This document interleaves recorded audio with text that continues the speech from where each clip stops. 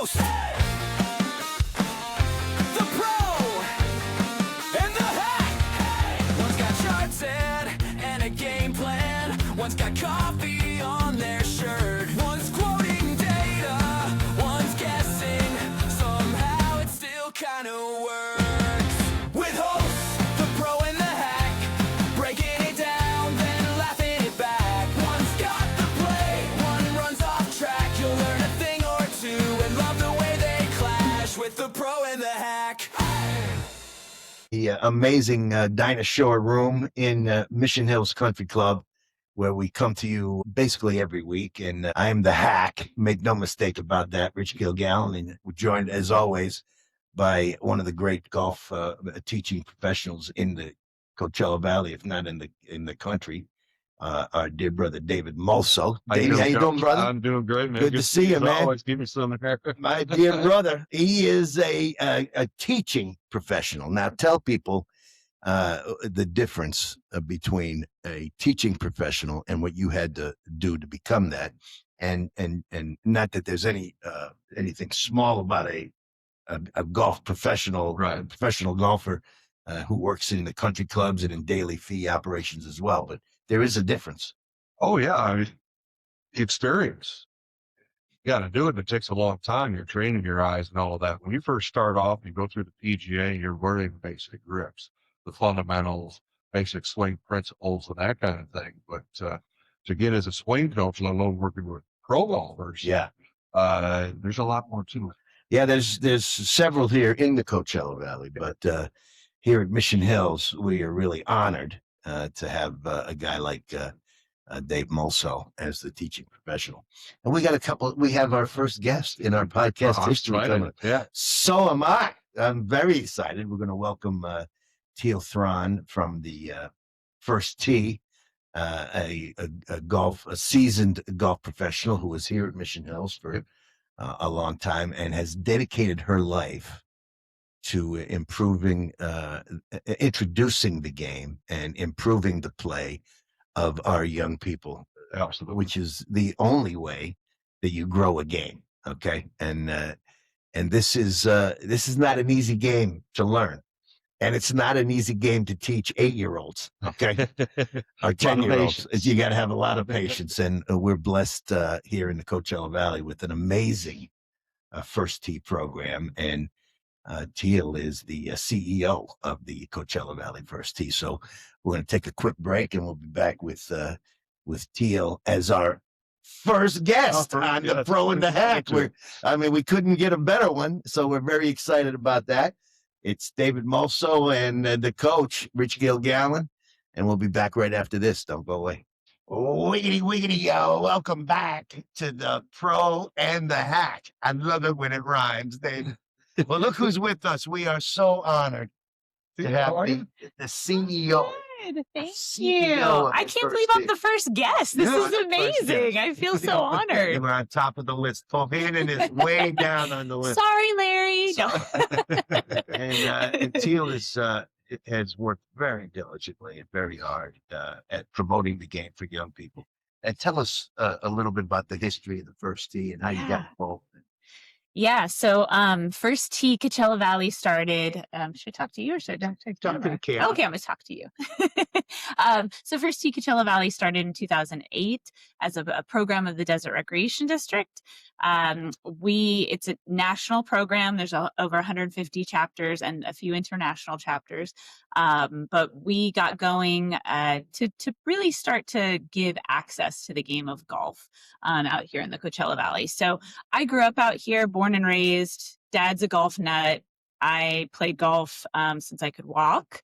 My middle name is Palmer. My brother's name is Nicholas. Is that right? I didn't even know that. Pop threw my mom, didn't throw her in the car, but put her in the car, and they drove across the country from the Bronx, set up shop in Palm Springs because he read every Golf Digest and saw Palm Springs, that this was the place to be. So I was going to play golf. My brother was going to play golf. Were you born in Brooklyn or born out here? I was born out here. So yeah, Check. Desert Hospital. So, But we had access.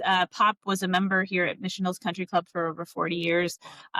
Just passed away a couple weeks ago, but I know he's playing the course up there, playing his best course. And he's playing with Hogan and and so I can't wait to hear who his first foursome was. I mean, that's my most exciting thing.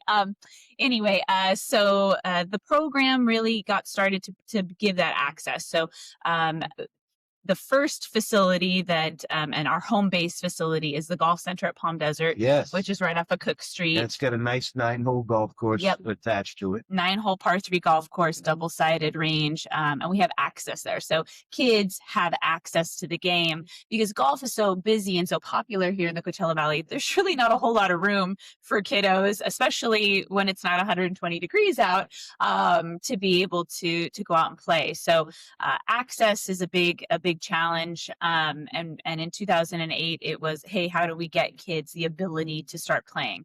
The program has grown so much through the years to the point that we're at 3 facilities now in the Coachella Valley. So Chocowitz Creek, the Golf Center, Palm Desert, and the Lights at Indio. And those are our 3 main locations. Last year, we had 1,200 kids in the program taking 1,200 kids. Yes. 1,200 kids taking 6-week programs at the golf center. We have 6-week programs throughout the year, and summer camps all summer. And so you have Dave Rugolo over at the Lights. He is not there any longer. Yeah. But we do.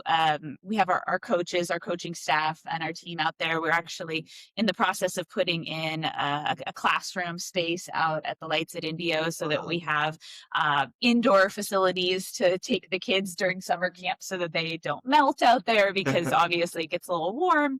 But really it's, it's golf programs, it's junior programs, but it's life skills, right? We're teaching them the character education that comes through the game of golf. As someone who's played with graduates of your program, you can tell, right away if it's a first tee kid, because when the match is over, the hat comes on, and this lesson number one. How to shake someone's hand. Win or lose. And it's very true, and it's an important thing. It is. You gotta tell your kids, look, you don't want a handshake that's limp. You want a handshake that means business. And the game of golf just has all these lessons, right? Yes. All of us that play it and have learned it, right?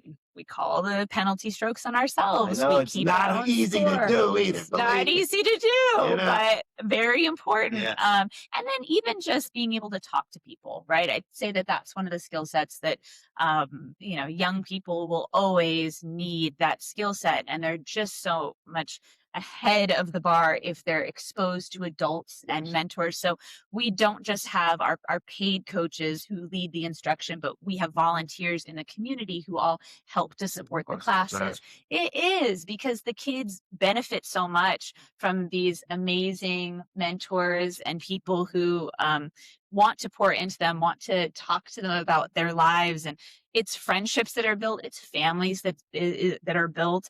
But kids they walk away with the skill of knowing the game, having that in their back pocket for business, for life. So true. It's just such a valuable tool. And truthfully, coming from here, I find it really sad every time I meet a young person or somebody, even my age, that grew up out here and never pick up the game. It's so unfair. David, I know you have lessons for a lot of young people here at Mission Hills yourself. We do. I don't really have the younger ones. Yeah. But I've got, for instance, last Saturday I had a kid that's from LA. They come out for junior development, trying to get them prepped up for college, that kind of stuff. But even the ones that I've seen, they always mention that some of them been through the first time. And like you said, there's a huge discipline difference. You can tell. And not just on the golf course. Exactly. But in the classroom, in the cafeteria, exactly. Where these relationships are stressed in junior high school and high school in particular. Yeah, definitely. The air of confidence that some young person has who can shoot 80 on a golf course is unbelievable. Yeah. Isn't it? Yeah, because they can hold their own out there. They get to be with, successful adults CEOs, C-suite executives. No, it drives me crazy when I see a 5-year-old make a hole in one. It drives me crazy. Well, they're not scared of golf, No, right? no, No not. one told them it was No. hard. We don't tell them it's hard. We're like, yes, go make that hole in one. It's Exactly. amazing. Just keep having fun, right? Yeah, but another nice thing too is they're learning etiquette. They're Yes. learning the procedures of how a golf course works. Yeah. Respect, Yes. that kind of thing. You see that a lot when back in the Midwest. You see that some of those kids come out there and they're spoiled. They're doing this. Well, they're making playing sure they this. fix their ball marks. Right. Making sure Yeah. they tap their For the next players, because you're coming out not of the just boat. thinking about yourself I mean, out they there. first Yeah. tee, 3 days on how to rake a bunker. Okay. So you might think, when am I going to hit a ball? You're going to hit it when we tell you to hit it. Yeah. First, you got to learn how to rake a bunker. Sure. Exactly. Knock the sand off your feet. All of those things. Yeah. I played in my first scram with the Washington Capitals, and my weatherman on my radio station invited me, and I had never played it, and I showed up in blue jeans Perfect. with my father's spiked golf shoes, with a glove on my right hand, and my buddy, rest his soul, Gordon, the weather guy, said, "Look, don't ever wear blue jeans at a golf course the rest of your life." I go, okay. The glove goes on your left hand. That's a baseball glove. It's not gonna be any good out there. And the spikes, they got to go. Okay, we don't wear spikes anymore. Nope. So, I mean, it was. Well, and it can be intimidating, right? Yeah. It's a whole culture that you have to learn It's kind true. of what the rules are so that you feel comfortable in those situations, right? I'd say that's one of the biggest barriers that I see with adults is that they don't know all of the unwritten rules, right? And so it's like if we can take that stigma away, if we can get kids on a golf course, show them kind of the etiquette and the history and just what's expected of you out there. I think it makes Unfortunately, it a lot we need a easier. program called the 1000th tape. For yes, Okay. for the adults. You have to be- I hear that all the you have to time. be 50 plus. So say I've got a 6-year-old Mhm. and I don't play golf, Mhm. but I want to introduce him a little bit. Mhm. If I brought him in, do you have clubs? How do you start? Yeah, What's everything. What it cost? I don't know how much money. What's Yep. it cost? Yeah, so the program, 6-week programs, we typically open up registration a couple of weeks in advance. There's for ages 4 to 6, we have a program called Little Linksters. Oh, wow. Super fun, high pace, lots of the carnival is out there, all the Yeah. colors. And the parents stay on property in case there's toileting issues and things like that, because from 4 to 6, you never know. But Well, from 70 to 70. right, and then there's that too, toileting issues at that point. But for 7 and up, it's a drop-off class. It's an hour and a half. We have all of the equipment that they would need. They really, we don't put stipulations as far as dress. So they Sure. can wear blue jeans, they can wear tennis shoes, just a comfortable closed-toed shoe. Until they start to, keep picture. moving through the program. And then we talk to them about attire and, especially if they're invited to a nice country club, what are they supposed to look like? How are they supposed to dress? But yeah, the program is really all inclusive. So currently the program for the 6-week session, it's an $85 fee for those 6 weeks, but we provide financial aid to anyone who has a need. That's less than $10 a week. Correct. Okay. And, but still, if they have a need, if there's a reason, there's never a reason to not take the program. So we scholarship typically about 20% of our participants, as well as we offer about 60 classes throughout the year, additive classes for about 850 participants at no cost. So, Oh, wow. because if you do a class 1 day a week, you'll play golf, you'll learn the game. How good are you gonna get? That's Right. Yeah. 1 day a week. Pretty challenging, right? So for our kids who get invested, who get excited about the game, who want to play more, we want to give them those additional opportunities. And so that's part of it. And then the best part is that they become members of the golf center at Palm Desert. Any of our participants throughout the Coachella Valley, they could play golf at the golf center every single day and hit a bucket of balls every single day at no cost. Oh, Wow, how great. I think Yeah. I'll join that. Right? Sounds That's a big deal. I would love to join. It's a Now, good let me deal. ask both of you. It's a pleasure Yeah. to have 2 amazing golf teachers here at the same time. So you're watching these young kids, and over on the range, the third guy over, or girl over, you're looking at them striking the ball. Mhm. I mean, have you had anybody that's gone on to college and Oh yeah. and maybe we have a local Lakeith High School kid who came back in the biggest maybe comeback in the history of golf. Yeah, pretty cool, right? And Cam, who struggled with Mhm. addictions Mhm. and things of that nature. And I was so happy to see him win. Mhm. It touched my heart. Yeah. And on the comeback. That was amazing. So, you do get kids. Yeah. Do you want to answer first? We definitely do. Oh, yeah, from one spectrum to the other. We have one out here at Mission Hills that you both know, who's at Arizona State, I believe. Oh, yeah. He, I saw him over Christmas break, Yeah. and he says, I cannot stop crying. Yeah. So that's exciting. to Yeah, see. yeah. I remember a few kids. I had one. He was adopted from a coworker, Yeah. and they introduced it to golf and brought him out to the academy I was at. And just kind of short for his age. Yeah. You want to talk about a sponge. You tell him one thing, finish or whatever it is. And he started boom, boom, boom. And I'm looking out the window and there's about 10 people out the window watching this kid hit. Then you get the other side of the spectrum. Where, Yeah. Like this. Okay. Where the guy's been, rolling sod over the ball on a regular basis. Is it frustrating sometimes as a teacher? No, no, it's really not. I mean, you've got a lot more patience. No, you know what? I think the biggest thing is figuring out the hook. So you have kids, they're coming from all different, experiences, different sports that they've played. But figuring out what's gonna have a participant really attached to the game of golf, because it's different for every person, right? So some young people are just super competitive. Inherently, that was me. I was always really, it's because I had an older brother. I wanted to beat him all the time. Beat your older That's brother. right. You know that.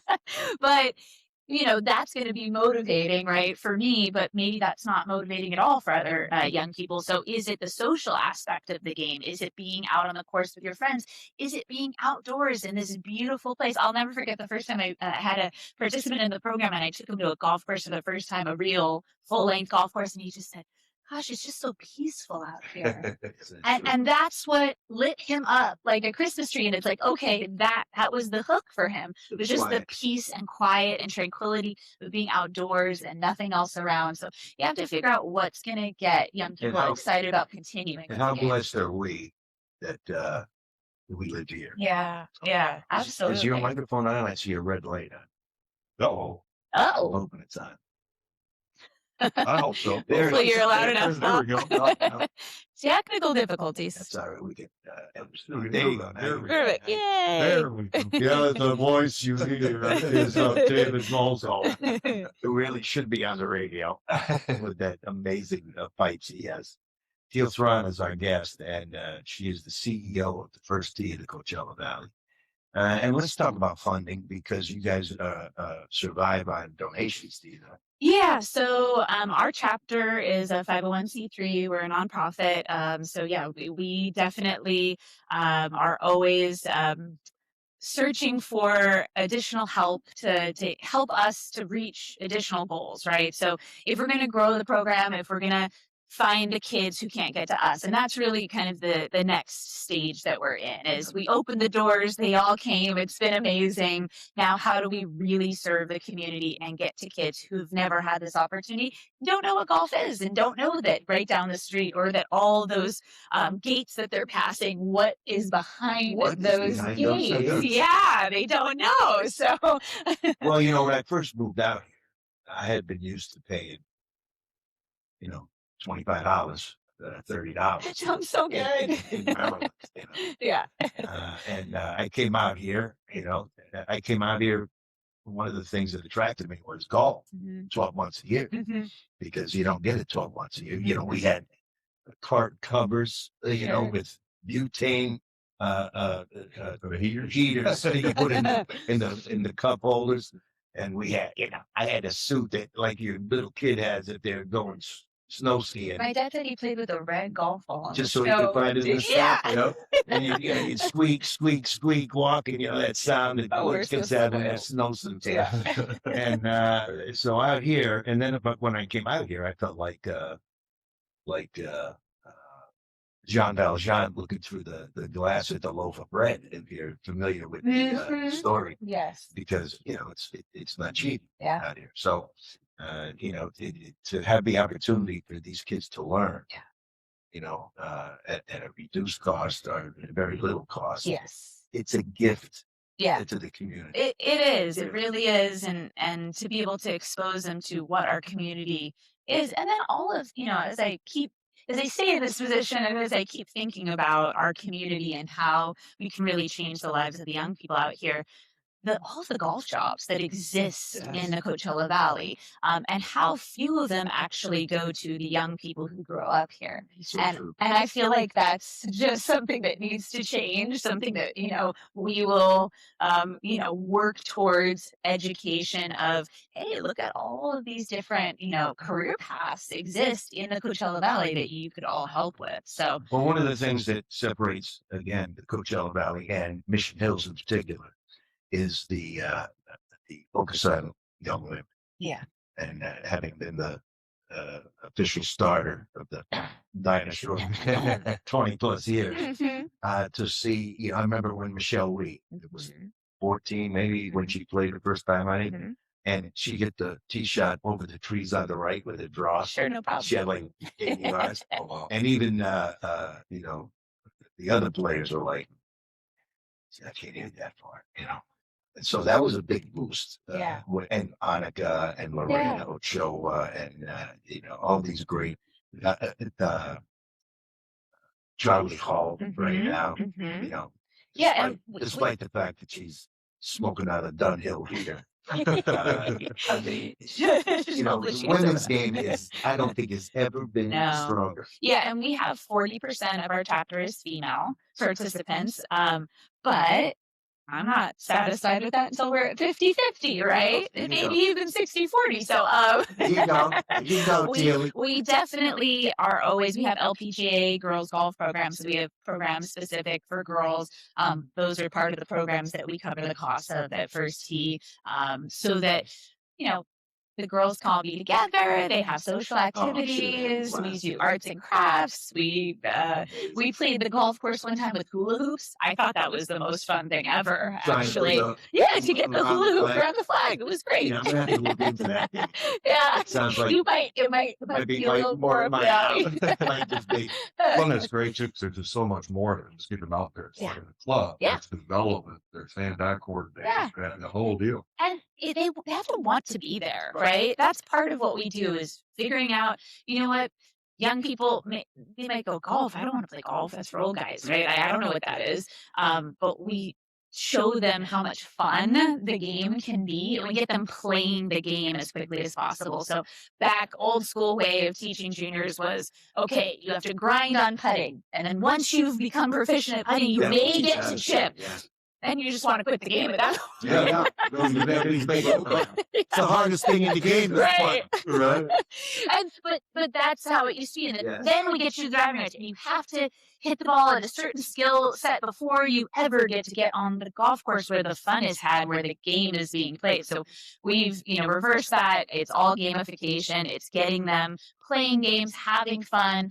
We play golf, baseball. We play, all sorts of activities that are fun, exciting for the young people, so that they want to stay with us. And and that maybe they haven't fallen in love with golf yet, but they love First Tee, and that's the key. Because if we keep them there, then we can help them to be the best version of themselves and become good little people. Now tell me if I'm To mistaken. become good golfers, that's great. But isn't it the first tee that produces the Masters Drive chip putt? direction? No. But we do participate. So we are a drive chip putt host here in the desert. So we help our staff puts on the local qualifier.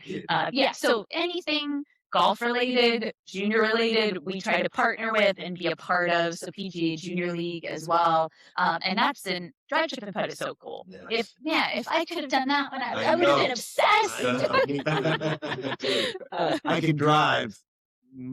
Chip and putt is the hard. But it would have made you work on that skill, Yes. right? You would have been motivated once again because of the competitive nature. I know that would have been exciting. For Every me. year on the week before the Masters, Yeah. the best young people in the country are out there driving, chipping, and putting. Yeah, it's so fun to watch. So fun. I know. Because they all got the same. Well, the local qualifier, I'm just going to say the local qualifier, super fun to be there and watch. So, we can definitely, we'll have that on our website, the dates upcoming. It'll be at Topwitz Creek for this year. Well, let's make sure we do this. Okay. How can people contribute to the first tee deal?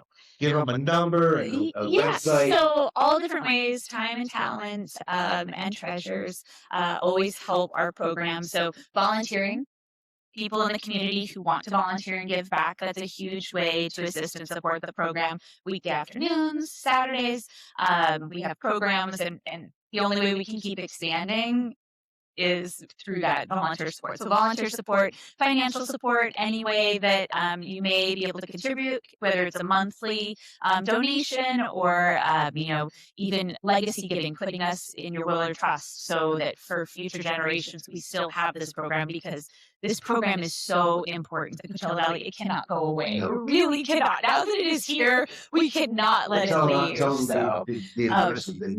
so our website is FTCV, so firstcoachellavalley.org. So ftcv.org, you can find our donate button. Yes, there is. And then you can always just contact me if there is a additional need or explanation. Drop down at the what do we call it? The golf center at The Palm golf Desert. center, Palm Desert. Yep. It's right on Cook. Yeah, right across the wash from Palm Desert High School off of Cook and Cheryl. Yeah, so go down there and drop off a check. Now, you guys take that? Do you also take used clubs? Yes, we do. So any old equipment that you have, if you're cleaning out your house, we accept equipment from 7 a.m. to 9 p.m. every day but Christmas. So you can unload on us at any time. Anything that we can use with the program, we use. Anything that we can't use with our kids, we try to resell. If we can't do that, it will go to Angel View, and no matter what, somebody will be able to use it. So just one more question. Yes. Tell us what Mission Hills means to you. Without crying. So I grew up out here, born and raised. Pop, was a member for 40 years. The members, it was my first golf job was here at Mission Hills. And, literally every nook and cranny of this facility has a memory, has something special to me. And the most special thing is all of the members, all of the people here at Mission Hills who I've known throughout the years, who have seen me. They all walk up to me and go, "Well, I knew you said you were here. And now, now you're doing great things in the Coachella Valley." That's just so special. So the people, Dan's amazing. And actually, he was my GM at Morgan Run because I took a stint in Rancho Santa Fe for a bit. Right? Yeah. So when he came here, I was like, "Oh, you guys are gonna love Dan." It does. Yes. And then the pro staff is Yes. Yes. And our unbelievable teaching. Yes, all of the pros. I was the director of instruction here for a little bit. So getting to the fact that Scott Cherry's still here, Michael Hollick is so wonderful, David. So just wonderful team crew. It always will be. This is, to me, the best membership that you could possibly get, because the 3 golf courses are so dang different and so fun. And that was why, my dad could have been a member anywhere. He chose Mission Hills because he wanted that flexibility and wanted to see the different courses every day. And we got to rub elbows, with the greatest players in the world. Yes. I remember you staying in the first team watching. Oh yeah. That was my dream, was to, one day I jump was into that lake. afraid It someday didn't quite happen I'll for be me, able but to that's call your okay. name off in front of the 10,000 That'd be galleries. cool. Yeah. So, Everybody's path is different. I always thought I was going to play on the LPGA. It didn't happen for me, but I'm so happy that I ended up where I am, because I feel like what a contribution. yeah, it's just so cool. It's such a great, I mean, I get my cup filled every single day with the young people that I get to observe and watch how they're growing and how they're progressing in the world. And someday there'll be a U.S. Open winner saying that I want to thank Teal. Doesn't need to be me, but first tee would be pretty cool. First tee, Yeah. Yeah, thank you for having me. I can't believe I was your first guest. You're our first guest. Yay! Never to be, I know yeah, nobody else first can be guest. the first guest. You're the first guest, and will always be so. Yeah, thank you so much. Thank And you. I tell you what, if you got that junior, get him to the first tee. Yeah. Yes. Get him Definitely. started. And even if your participant or your son or daughter is a player of the game, first tee, I always talk about it as the sports psychology piece, right? So if you have a tournament player, they should be in first tee. There's no kid in the Coachella Valley that shouldn't at some point participate with the chapter. Well, that's absolutely true. Yeah. It's not just for crass beginners. No. No, right. It's to help somebody who looks like they could be a player Sure. mature and Yeah. develop. Well, because hello, right? We Right. talk about that all the Because time. it's a game that will crush you. It will. Okay? It will make you. It will crush you.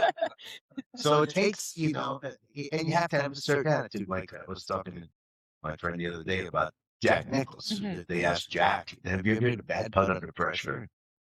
I said, I've never hit a bad putt in my life. And they go, really? He goes, yeah, I hit good putts that didn't go in. Yeah. Yeah. But I never hit a bad putt. I said, that's the mentality. That's what you gotta have. Yeah.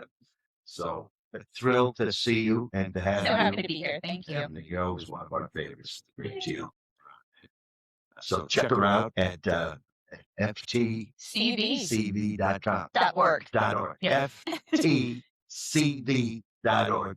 And leave a little something behind to keep these kids going through the Absolutely. Thank you, Teal. Thank you, Rick. Pleasure. Thank you, Teal. Huh? Appreciate you so Thank much. Thank you. All right. We'll be back right after this. Stick around. All right, we are back. Pro in the hack. Throw in the hack. Guess who's the hack? Okay. Throw hack. Okay. How good was Teal? Well, you just try. Oh, Teal Thron is Isn't she great? one of my favorite people in golf business and really in the Coachella Valley. You can tell just by talking to her how what she loves, what she Just does. passionate. Same way you are. Yeah. Okay. And to be honest, same way I You am. are, yeah. I'm not a heavy lifter. Okay. I sit in front of the microphone and play music. But she has this just this natural exuberance, and it's been through a lot. Mm-hmm. And she's just so fabulous. And I'll tell you, the young people of the Coachella Valley are in good hands. Absolutely. Absolutely. Take And advantage of Charles that Delaney, program. who's one of the great local pros as well, big left-hander, is a big part of that First Tee organization as well. And they both do a tremendous job. It's a great facility. Oh, absolutely. It's amazing. All of the extra things that they do. I don't know if you go on to Facebook, whatever, from the Amex, they're holding the score signs and all that with every group. They're getting to meet these pros and seeing, kind of getting a taste of it. Yes, and there's a tournament, coming up at Pebble with the seniors and a First Tee member, which is a big fundraiser also for the First Tee. Yeah. So it's just a thrill. It's always good to talk golf with golf pros. Yeah.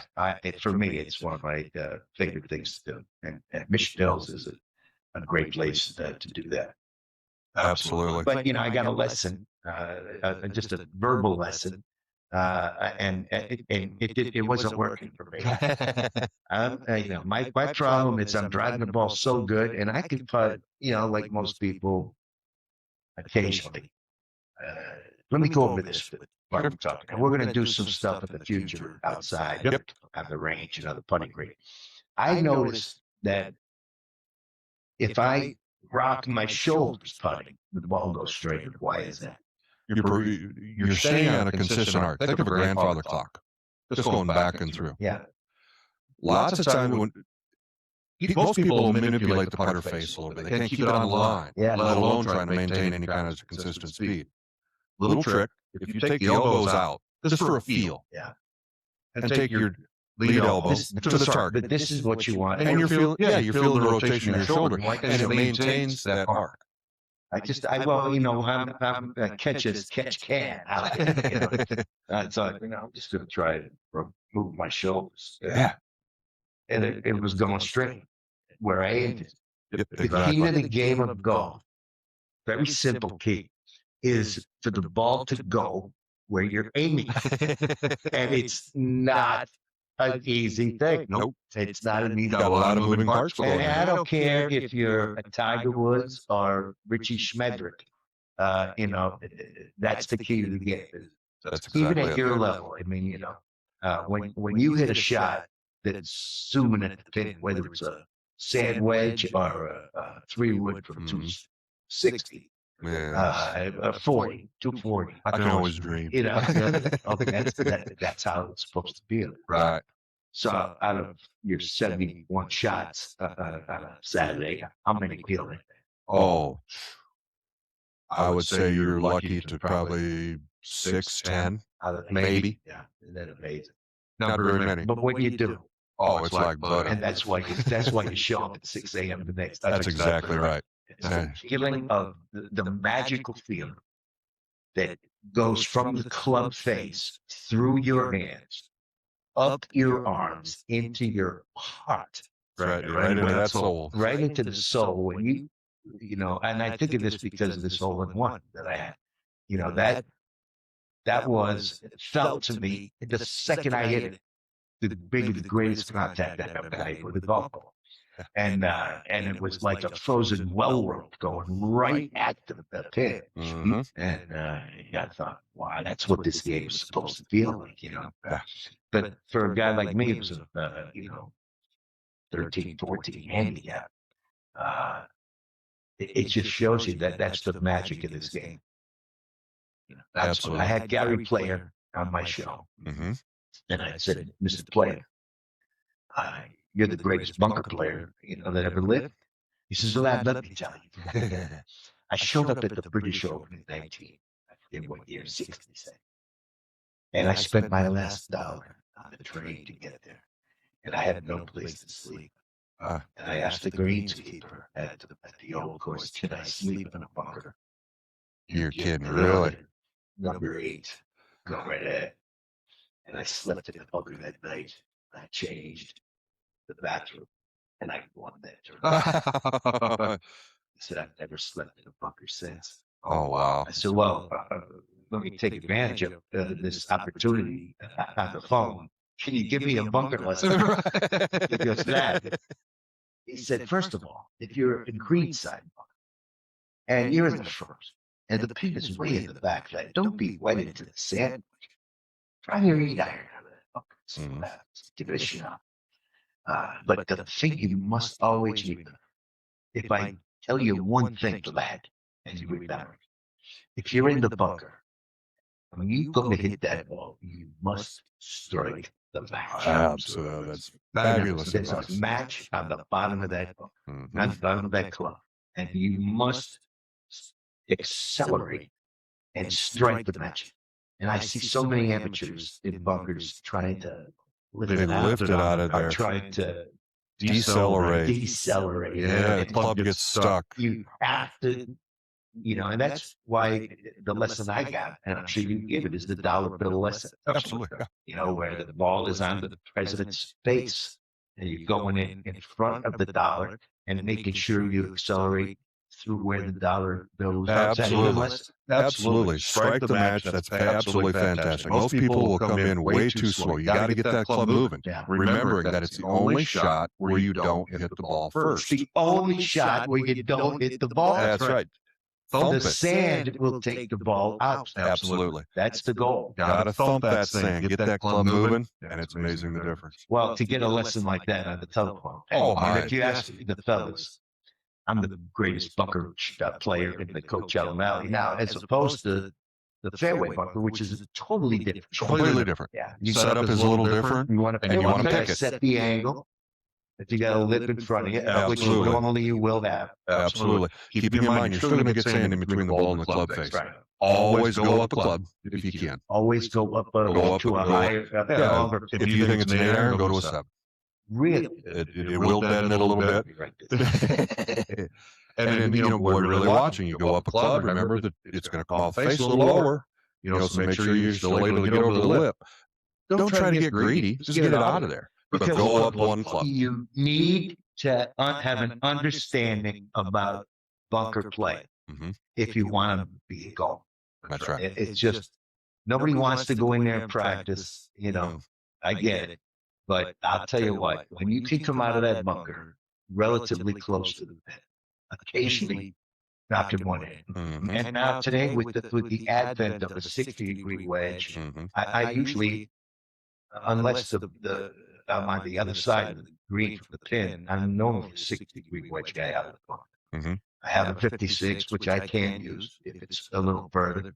But when you're tight,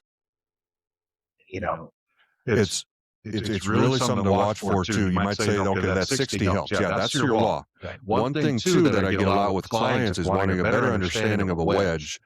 What do they mean by grind? What do they mean by bounce? right, So we'll explain a little bit of using a little firmer sand, using the leading edge a little bit more. We're actually hood it down just a little bit. Well, it's funny you should mention that because I generally play my bunker shots from a relatively closed position. Okay. I see guys open them up like a frying pan. Mhm. If you've got the right sand and you get that thump out of there, you're okay. I prefer to see a little of the top of the club as opposed to just to lay it out like a spoon. Mhm. A kitchen instrument that's wide open, Mhm. waffle iron or something. So that's good. And now a couple of things we wanted to point out, and you bringing it up, is the prestiges in the Coachella. Yeah. Over Over at at PGA PGA West. It's a big deal. I didn't realize that Ludwig, what's his? Oh, what is his name now? Ludwig Aber. Aber. Aber. No, I'm drawing a blank. No, Yeah. that's how you- In 22 and 23, he won this thing. Yeah, I looked it up, and I can't believe all the top colleges that are out here right now. What a tournament! Yeah, this is a big time tournament. The guy's been running a long time, and it's a big schedule for the college players. Absolutely. And they're coming in from everywhere. KU, Texas Tech. Who else? We got Wake Forest. We got all of them out there. Wake Forest, who went there? Any golf? Well, I can't think of it. Something like that. Very strange. I think it was the Arnold Palmer Scholar. Right. But anyway, yeah, that's going on right now. So yeah, hopefully you get a chance to get out there and check out these new up and comers. I guarantee you, we got some tour players out there. There's no question. There's no question.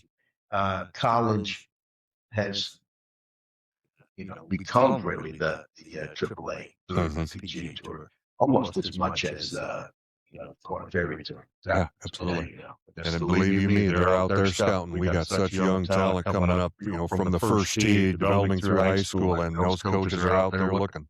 So this week, the boys played at Pebble Beach. Didn't that look like fun? They asked Nicholas, who designed Pebble Beach? Nicholas said, God. God designed it. You can tell coming in. What an amazing tournament. And the wind came up. Oh, man. And, even the best in the world were getting very Getting drivers off the rain came. I mean, it's Oceanside golf is always tricky, weather-wise and wind-wise. So you got to know how to play the wind. And, you got to know how to play the rain. Absolutely. So tell us about it. Have you played Pebble? I have not.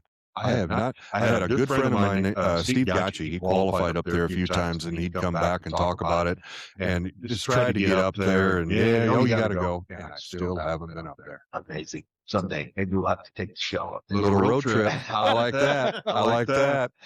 Well, it's an amazing, amazing golf course, and it's with so many memories. Yeah. Nicholas. Tom Watson chipping in on 17. Iconic Tiger. whistle for like Mm. 15 strokes. What a year of golf. 15 strokes. Hey, Merry Christmas. And just brought that amazing golf course right to its knees. Yeah. With shots that nobody's ever seen before or since. Just amazing. Amazing. And at the same time that's going on, Liv had Anthony Kim. Yeah. From right here from the Coachella Valley, from La Quinta High School, been a guest on my show the old days. Mm-hmm. And then had a terrible fall from grace. Yeah. And he just got caught up in the wrong kind of situations and never gave up. It was a golf dream. Mm-hmm. Went to Oklahoma, from the Coachella Valley, and now has won against some great players, Some of the best? some of the best players. This Live PGA Tour thing. What's your take as a PGA Tour member? PGA member? I'm PGA. I'm a traditional. All of this kind of thing, and a lot of that, the money. It's amazing how that money will talk. Some of them are wanting to come back. Look at Koepka. There's some of them. Patrick Reed is wanting to. America. Yeah, they're talking about all coming back. How about this idea? This is the old AFL NFL idea. Okay, at the end of the year, let's take 10 guys from Live and 10 guys from PGA Tour. Top 10. Mm-hmm. And let's have a Little grudge match. grudge match. Oh, I like that. A little skin game, Ryder Cup style. There you go. Yep, I like it. I mean, let's promote this. I mean, Mm-hmm. this notion that they can't and aren't allowed to talk to each other. This is my opinion without the respect to the PGA. And that is that they always promoted the fact that these players were independent contractors. Right? You've heard that term. Yeah. They're independent contractors. They can play whenever they want. Well, it's not true. No. Because if you were to skip for example, Tiger Woods, you know how many times he played the bobble? Never. Really? Never one time. I think he played the course here at Mission Hills in the junior golf, but I don't think he never played the bobble. And why? Because he got invited to Dubai. Oh, sure. Okay, and he got a check. Yeah, big check. The PGA of America and the PGA Tour, two separate entities, but both, do not ever pay show of money. Never, Mhm. right? You don't give money just to show. Not just a show that I'm aware of. Now they have the special events where everybody that plays makes a check. Well, they kind of changed all of this up, including the FedEx points. Yeah. Where some of these majors, you were getting 2,000 FedEx points. They dropped it to, I think, it's around 750. Interesting. A lot of these guys they're based on performance, and they have a fund, basically. It's a performance fund. So the better they're playing, the more, so they get a little secured money. Right. But it's interesting how they've changed all of that up this year. Yeah, but I mean, Dubai was giving Tiger $5 million. Oh yeah, they were paying John him Depp- appearance fees. John Depp- Absolutely, appearance fees. absolutely. These are appearance fees. We don't pay appearance No. fees. And I used to argue on my program, we got to take a look at that. Mhm. I mean, if Europe is going to peel off all these great players, and so the Bob Hope misses these players. Mhm. I mean, back in the day, they all showed up for this stuff. Sure. Everybody played this stuff. Mm-hmm. They weren't crazy about the format. In those days, it was 5 days. It was a 4-day pro-am. And, I recall somebody telling, I won't mention the player, but one of the players' caddies came up to the group and said, Mr. Blank is not here to read your butts. He's not here to make small talk. Mhm. He will say hello to you on the first tee, and he will say goodbye to you on the 18th green. Other than that, he's playing for money. So Mhm. he belongs. That's right. They're at work. And that's how that tournament ran for a long time. Some guys love the pro. It's yeah. And some guys, I mean, yeah, the one right after another there, but I love seeing the ones that do, the ones that'll tip their hat, the ones that'll shake a kid's hand or give him a golf ball. yeah. You know, Makes that's sense. all. The kids- Oh, You imagine the kid that they feel getting a golf ball from a tiger or somebody. They'll never forget it. Rory McIlroy, I just watched him sign a couple and hand them out. Yeah. And I watched Phil Mickelson at the end of the hole stand by the bench, not by the stands, and sign it until it was figuratively. Sign everything they had. Sign. Right to the very last one. Very last one. And I was just standing there watching. Mm-hmm. There's some, and I would like to see Phil compete against these guys. Oh, I'd love to. I miss that. Yeah. I miss Phil. And I miss DJ. And I love Patrick Reed. Yeah. He's as tough as a $2 Yeah, steak. he's been hot. And he's been on a little streak. Yeah. So I would think, if I were the king of the PGA, I would say, come and go as whatever you want. You know, We need it. It makes a difference. Just look at Scotty Scheffler out here for the Amex. And, like I said, it's sold out. Yeah. One guy. Imagine if Tiger could come out to a Champions Tour. I know. And now we don't even have the Champions Tour. Not here in Mission Hills, no. Not here in Southern California. Well, we got one in Newport. That's been there for That's been there for a while. And the other one's up at Pebble. Only two now in there. So we need to spark. Fingers crossed we'll get it. Keep this beautiful game alive. Place, let me just tell the tours that this is the perfect place. Yes. If there's a problem, we might be able to work something out, okay? Because this is a golf course. World Cup was played out of that. And if I'm not mistaken, Nicklaus and Palmer were partners in that one. I may be wrong because I know they were partners in a couple of World Cups that I haven't looked recently, but this Desmond Muirhead course is, it's something else. Oh, yeah. Pete Dye course is great now. I'm a Silver Tee playing now. Yeah. I turned 71 and I made the announcement on my program. I said, look, I'm making some changes in my life. They're serious changes for me. Some people are going to be happy, some people are not. I can tell you that. But I'll tell you all about it at the top of the hour. And I said, look, I'm moving to the Silver Tee because I'm, What did you think? Different course, wasn't it? Well, yeah. This gives me an opportunity to have a 6 iron into a green instead of applied wood. It was the late Tommy Jacobs' birthday the other day, and it came up on my celebrity birthday sheet. Things. I don't know. You probably don't remember Tommy, but he had a little place, par 3 place called down there at Greens. And I actually bartended for him when I first came out here for a little while. Tommy Jacobs came in second to Ken Venturi in the U.S. Open. Oh, really? Oh. And he wasn't very happy about that. Because they brought Venturi salts.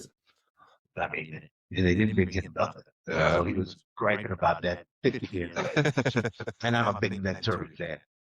And then he came in second at Augusta in the 18-hole 3-way playoff. Jack Nicklaus shot 70 in the playoff. Tommy shot 72. And Gabe Brewer shot 76. Oh, wow. So that was a 3-way 18-hole playoff. Right. Yeah. And I asked Tom, I said, well, what'd you hit for your second shot in the 18 in the playoff? He said, a 4-wood. I said, 4-wood. He said, I hit a 4-wood. That's what I always said in 18, coach. We didn't have an 8. It wasn't an 8 iron for us. It was a 4-wood. It was a 4-wood. And, he came in the second of those 2 majors. And Oh, my. Had a beautiful little 9-holer over there. Crushed chocolates on the back end. And he was a wonderful guy. And a great golf pro. He was the one who told me that Arnold Palmer was the only guy who could smoke 3, not par 3. I don't know. I'm sure that Charlie Hull couldn't smoke 3 of those Dunhills. Right. She'll start turning green, I bet. What else we got here? Look at this stuff. Unbelievable. Yeah, that was fantastic. And Teal, she's just unreal. It's so good. Well, that's quite a show there, David, my dear brother. What do you think? That was great, Coach. Really Always a appreciate pleasure, you. my brother. No, Always, pleasure of always. mine. We'll be back next week from beautiful Mission Hills. You see the one and only queen of the Coachella Valley right behind us, the incredible Dinah Shore. And we have a lot of guests lined up. Thank you, Teal. We'll have some pretty big names coming through here. Yeah, can't wait. But none of those names is bigger than David Moss. Ah, Okay, just in case you don't know. Now, if you're in the Coachella Valley, maybe you just moved here, you're thinking, all right, honey, we need a golf club. You think, where should you go? Let me tell you where to go. Right here. yeah, come on out. I'd love to take you around. Come on out. Sure. And this is you have 3 amazing courses. You have an unbelievable Arnold Palmer, which will get your attention off the first tee, second tee, fourth tee. Mhm. You have the amazing Big Dive, which is a little easier for me from the silver tee than it is from the white. And then, of course, you have the Muirhead Jewel. I think has been invoked many times as the #1 course in the Coachella Valley. The back 9 in parlance of golf course designers, the par 4 complex, Mhm. the back 9 of the Dinah Shore is as good as any course. You aren't kidding. Certainly in this valley, and maybe, I know people that have a little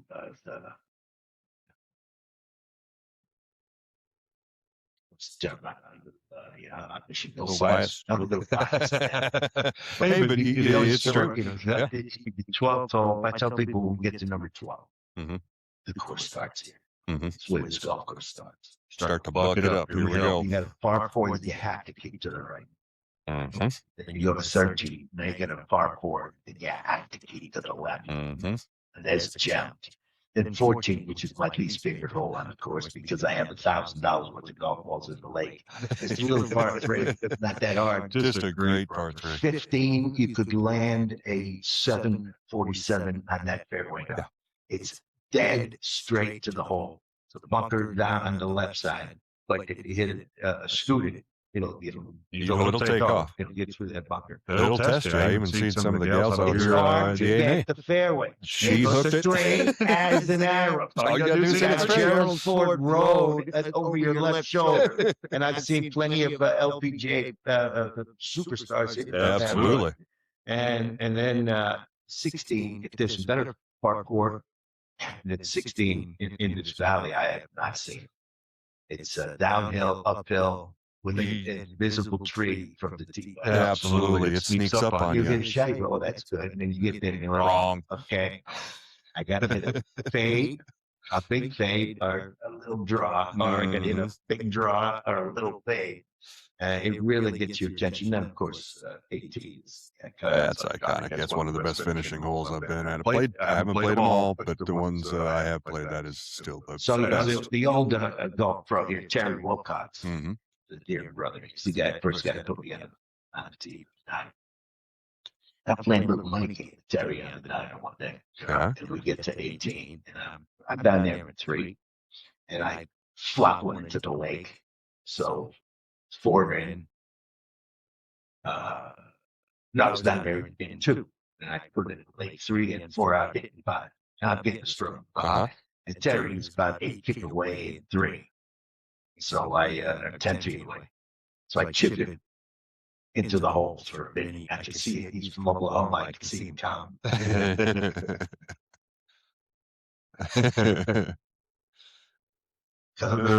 Coach, yes, Terry. Did you just make it 5 for 4? I go, as a matter of fact, I did. He said, damn. And, those landmark guys talked about the lights. And, I think that I'm not sure. I think that's still run by landmark. I'm not sure. Their landmark was, as Mission Hills was, and PGA West was. They were all initially put together by Ernie Bosler, Joe Walser, Buzz Gill, and Charlie Moe. This amazing group of professional golfers and their families. And they really, if one, you know, when the PGA West they laughed at our game, they already know who's coming down this front. Who's going to come down here at all? I mean, it's La Quinta. There's nothing going on down here.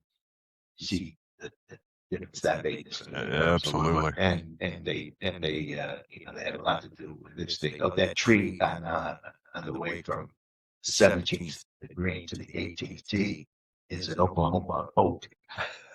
No kidding. That's what it is. Okay. And that's of course, the Mission Hills logo. That's that on your Yeah. shirt, and I have it on my shirt. Right Yeah. there. I'll be three darned. That tree's the west the tree right there. I'll be. So it's a pleasure to be here. It's always a pleasure to talk golf with you. And anything else to wrap it up? Coach, I think we're going to save her up till the next episode. I'm looking excited. Next Very episode excited. will be here from Mission Hills Country Club. It's the pro, that's him, and the hack. Believe when I tell you, believe me, that's me. But we're going to be on the range here. One of these, we're going to get Gil Gallen's getting a free Mozart lesson. It's the only way I can figure out how to get a lesson free. And so we'll be here next time. Until then, God bless you all, and schwack away. Don't forget to tee it up and schwack it. See you. Thanks, Coach. Coach. Nice job, brother. With host,